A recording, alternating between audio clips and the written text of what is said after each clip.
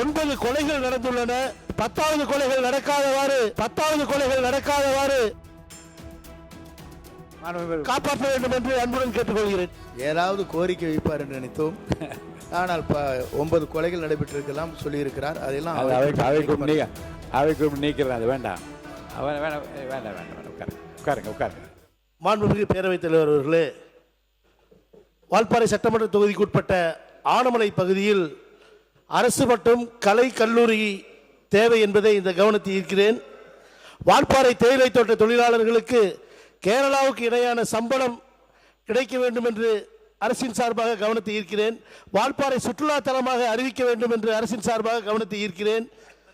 கடந்த கோவை மாவட்டத்தில் கடந்த 17 நாட்களில் 9 கொலைகள் நடந்துள்ளன. 10வது கொலைகள் நடக்காதவாறு காப்பாற்ற வேண்டும் என்று அன்புடன் கேட்டுக்கொள்கிறேன்.